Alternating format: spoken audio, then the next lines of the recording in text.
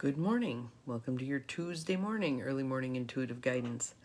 I'm Dr. Bonnie Nussbaum, America's kick-ass coach and psychologist, here with some words to get us thinking about what we've been working on lately, which is Taking the War Out of Our Words, The Art of Powerful Non-Defensive Communication by Sharon Ellison.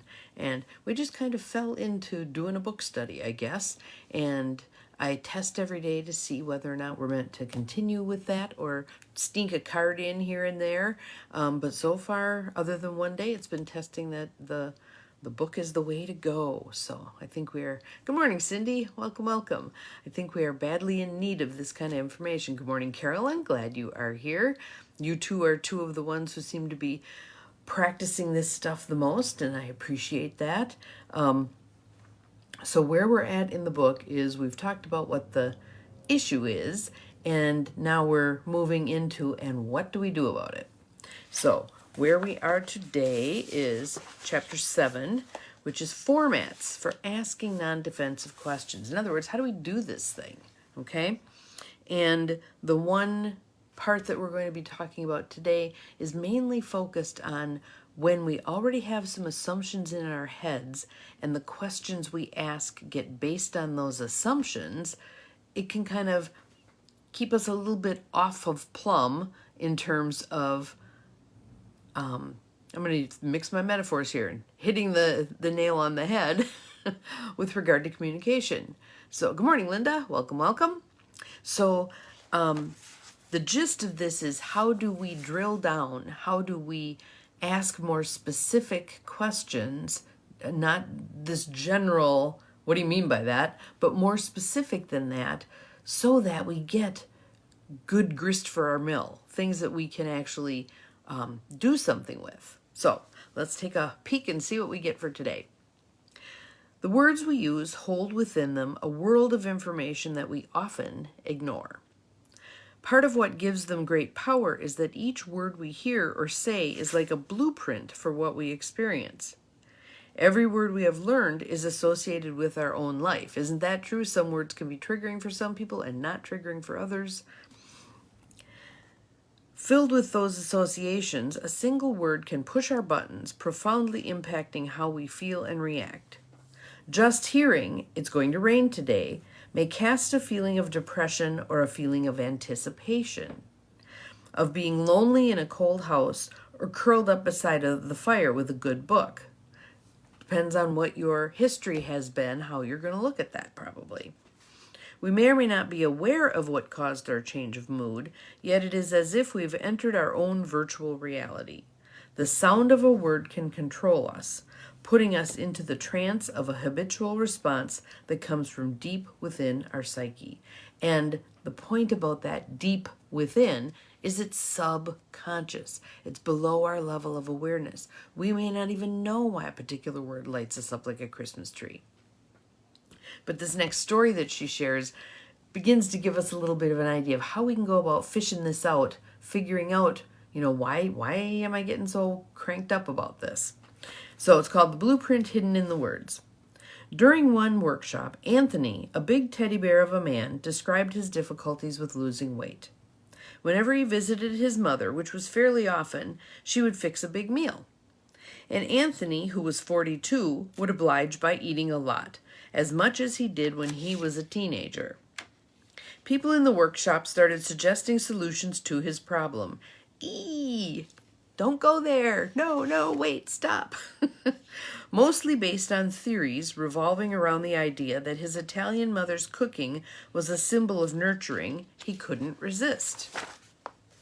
I began asking Anthony some questions, one of which was, do you feel nurtured when you eat your mom's food?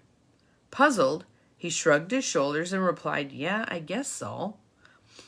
He didn't sound sure, so I asked some more questions, including, what does eating a lot mean to you? What does eating a lot mean to you? What a great question, right? Let's see here. He sat for a minute with that telltale blank look people often get before they take a quantum leap in understanding. Remember, we talked about the quantum leap yesterday. Was it yesterday or the day before? But the gist is, when the gears are turning and something's about to lock into place, people get a blank look on their face. Like, yeah, what does that mean to me? What does eating a lot mean to you? He sat for a minute with the telltale blank look people often get before they take a quantum leap in understanding. Then he opened his eyes wide and lifted his arms in an expansive gesture. Macho, he said. Macho. Whichever one of us 4 boys ate the most was considered the biggest and the strongest. Everyone in the room was surprised by his answer, including me. For I, too, was attached to the stereotype of the nurturing Italian mother.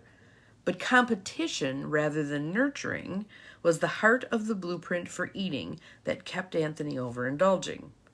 He would slip into his own virtual reality around eating every time he went home, without any conscious awareness of why, until he answered my question. His blueprint for eating was associated with male strength. So think about this. Think about all the times where we make an assumption about why someone's doing what they're doing, and even maybe in our questions, because we already have that assumption in our head, we ask questions that are off the mark. When you're the person like Anthony, who's getting all these suggestions for here's how you fix this thing around your mom's nurturing, when that wasn't it in the first place. Yes, yes, yes. The ass out of you and me. Exactly. Don't assume. Don't assume. At the very least, check it out. So someone could say to him, so are you saying that your mom's cooking was nurturing? He might say, well, yeah, but you kind of get from that reaction that you have not hit the nail on the head, right? So then you can pursue other avenues. Well, what does it mean to you, that eating? So, pretty interesting. Anthony then realized that participants in weight loss programs he had joined had all also assumed that his habits were associated with maternal nurturing. While it had never quite clicked, he hadn't really thought about why. So one of the things we can pay attention to is, does it have that click or does it not have that click? Many times, I'll guarantee you, many times it doesn't have the click, because we've made an assumption, we're acting on it, and it isn't spot on. It isn't spot on. And you can kind of feel it when you've missed. But okay to go ahead and ask the question anyway, because in the asking of that question and maybe getting the meh sort of response, you then know you can maybe ask another question. So we'll keep going, and there's more in here that can be helpful with this.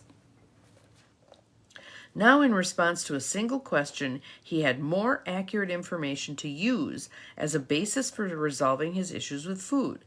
By asking sincere questions to fill in the picture of his eating blueprint, we were able to support him in a way that provided genuine help. The next section is entitled Generalizations, Conventions for Misunderstanding. So here, the generalization was, well, this is about Italian mom's nurturing. And it wasn't. Okay. Too much of the time, I believe, we react to others based on generalizations, even when the person speaking is sharing a subjective experience. When we generalize, we apply one word, phrase, or image indiscriminately to many different situations. Most of us in the workshop automatically, without seeking additional information, attributed the cause of Anthony's overeating to the single image of a nurturing Italian mother. If we do ask questions about a statement someone makes, we often ask about the whole idea rather than particular words. If someone says Italian women are very nurturing, we might say, what do you mean? Asking the person to clarify the overall statement. Again, it's broad. It's broad. Rather than asking a general question, we could ask about each word, beginning with the words Italian and women. Does this person mean all Italian women, or just those who are mothers? Young women, old women, both. Does the person mean that they are inherently nurturing or that they have learned it from modeling? What about nurturing? Does it have to do with cooking or with how much affection the mother shows? Are Italian women more nurturing than women who aren't Italian? When we ask questions about specific words and phrases, we often become more curious and gain much more accurate information. There is an irony here. Asking questions about smaller bites from the statement can give us a great deal more information. It is like using a microscope to bring small details into focus, which gives us more knowledge of the structure and content of the whole. When we generalize, we are often lazy in our expression and sloppy in our understanding. By looking for the significance of individual words and phrases, we can quickly find deeper meaning. So the next little section is entitled The Tower of Babel, Many People, Many Languages. If the same word can mean something different to each of us, it might seem impossible for us to ever communicate effectively. We may fear we are destined forever to reenact the Bible story in which the building of the Tower of Babel is interrupted by the confusion of people speaking in many different tongues. While it takes some practice to do it consistently, once we learn to concentrate on individual words and phrases, this is going to be our homework for today, heads up, I think we can make changes in our question asking and understand each other's language rather quickly. Even going back to that other story where the woman used the word charm school. Good morning, Beth. Charm school meant one thing to Sharon, the author, and it meant something else to the woman in the class. So by asking, what do you mean by charm school? She was able to realize it wasn't a diss. It wasn't this woman taking a shot at her. Let's see. Margaret took my workshop shortly before she went to meet her husband, who was working out of state, for their 20th anniversary. Later, she wrote to me, I briefly told Jack about the ideas behind this new kind of communication. He responded, I think it's great, as long as you don't try to change me. Dang, dang, dang, dang. What words would you pick out there? It was a great opportunity to ask non-defensive questions. We had a long and heartfelt talk about what change me means to him, and although I wasn't able to keep my facial expressions or hand gestures neutral, I wonder what kind of hand gestures he got, I did succeed in keeping my voice calm and asking honest questions so that he felt very willing to talk about his feelings. I can't tell you what a difference this is. I felt deeply honored by his trust and vulnerability with me. So by focusing on her curiosity on what her partner meant by the words change me, Margaret saved time and energy, avoiding a needless conflict and added understanding or intimacy. So I can give you an example from one of my coaching clients yesterday. We were working on anxiety issues, and one of her husbands, this is a young couple, one of her husband's ways of pointing out to her that he can see that she's struggling is he will ask, what's wrong with you? What's wrong with you? Now, most of you probably just had a little bit of a visceral reaction to that way of framing the question, right? So we talked about her having a conversation with him about maybe asking him, what does what's wrong with you mean to him? My guess is, and I'm guessing here, making assumptions, my guess is in his world, it simply means I'm noticing something is going on with you. You don't have a poker face. I can see something's up. What's up? In using those words, though, she, as someone who struggles with self-esteem, etc., hears there is something wrong with you. It's not about what you're experiencing. It's you are fundamentally wrong. So having a conversation with him, hey, can you tell me what's wrong with you means to you? And then let me tell you what's wrong with you means to me, and let's see what we can come up with here. So I'll be interested to see when I talk with her again what they came up with. Because you can see how simple words can make a huge difference. Right? Maybe you guys can think of some examples. There's 4 of you on here right now with me. Maybe you can think of some examples that are like this, where a phrase that someone uses lights you up like a Christmas tree, but on some level you have a sense that it doesn't mean the same thing to them that it means to you.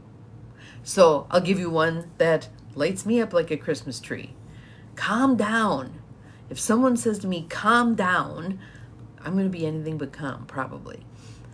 But this would be a great example to say, tell me what calm down means to you. What does that mean to you? Well, it just means I can tell you're getting upset and I'd like to help you not be upset. Okay, cool. What happens when you say, calm down to me? Will you get more upset? Let's have a conversation here. That, in and of itself, right there, that statement.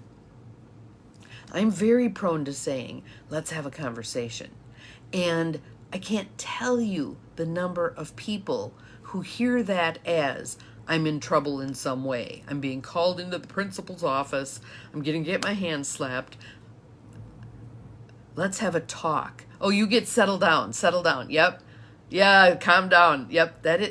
And again, for many of the people who say that, they're not really trying to control you. They're noticing that you're upset and they're trying to help you not be upset in absolutely the worst possible way they could. But again, if we could then say to them, what does calm down mean to you? When you say to me, calm down, what does that mean to you? Be interesting to hear. That'd be a great one to practice with. Hello, Lisa. Welcome. Haven't seen you in a while. Glad you're here.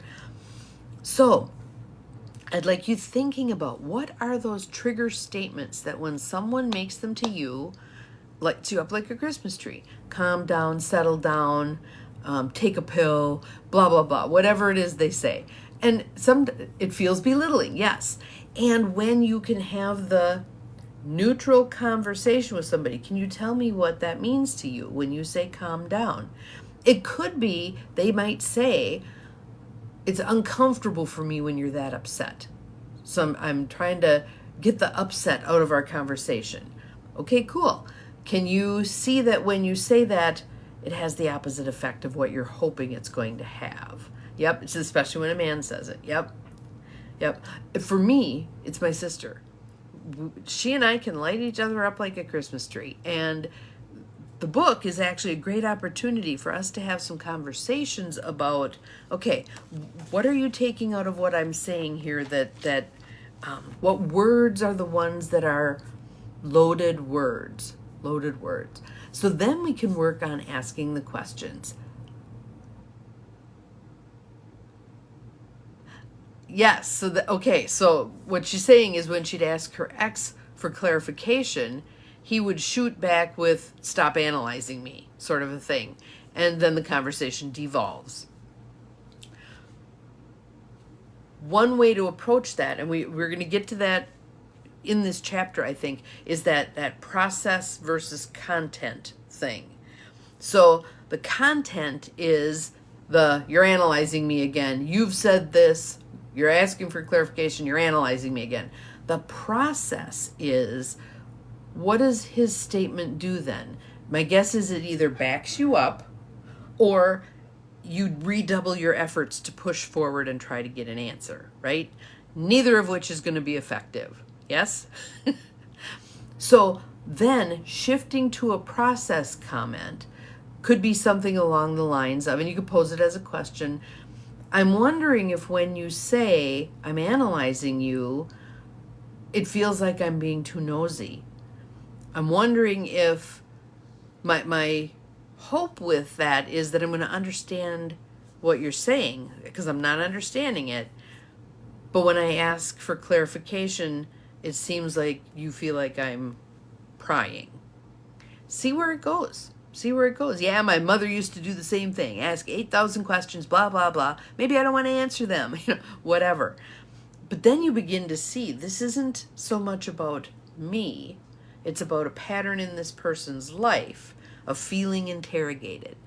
Whether that's your intention or not, doesn't matter. That's how they're perceiving it. So that actually happened with my sister on, was that Saturday or Sunday? Feeling judged, her feeling like I was judging her. And that certainly wasn't my intention, but something in what I said came across that way. I don't have to own responsibility for how she perceived it. I choose to own responsibility for how I said it. And knowing that that may be the typical way I would say it may be a trigger for her, I can take a look at how could I convey the same information and not poke that button. Not poke that button. So, again, a lot of this isn't going to be perfect. And a lot of this is us introducing something different to a circumstance. And go back to the vending machine. Easier to put socks on a rooster, huh? Okay, all right. Go back to that vending machine analogy that we've used. So put the coins in, press the button, you expect a certain response. Put the coins in, press the button, you expect a certain response. Now, put the coins in, press the button, get a different response. What the hell is this? I didn't want this. I expected that. Put more money in, press the button, wiggle the machine, hit the coin return, all this stuff, trying to get back to the pattern that's familiar. When we resist falling into the old pattern and we do our best to stay the course with the new pattern, over time things will change. Sometimes it's this, like with Anthony, the aha that happens. Sometimes it's more of a gradual dawning over time. Stick with the process. As best you can, stick with the process. And there will be the days where you're like, hooey, this isn't working. I'm not doing this anymore. Take a breath, take a time out, redouble your efforts, see what happens. Okay, I'm going to put myself into that calm place and go back and ask another question. Timing can be important. You may need to let someone stew for a bit before you approach again. You may need to say, I'd really like us to revisit this. Can we agree that you, when you're ready, we'll bring it up again?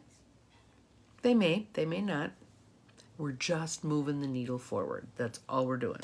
So your homework for today is to deconstruct some conversations. Rather than asking what do you mean by that, the broad question, put the words on the end. What do you mean by blank? Whatever the words are. So as long as you don't try to change me. What do you mean by change me? See what you get. Just play with it, okay? We're experimenting here. We'll see what we get. Have an awesome day. Oh, I wanted to say too, for those of you who are newer to YEMIG, if you would like to receive these in an email rather than trying to hunt me down every day on Facebook, just send the word yes to Bonnie at empowermentandpurpose, all little letters, all spelled out, .com, and I will add you to the mailing list and you'll get one of these every day via email. So now, have an awesome day. We'll see you again tomorrow. And remember, you're capable of far more than you think you are, including asking specific questions. Bye-bye.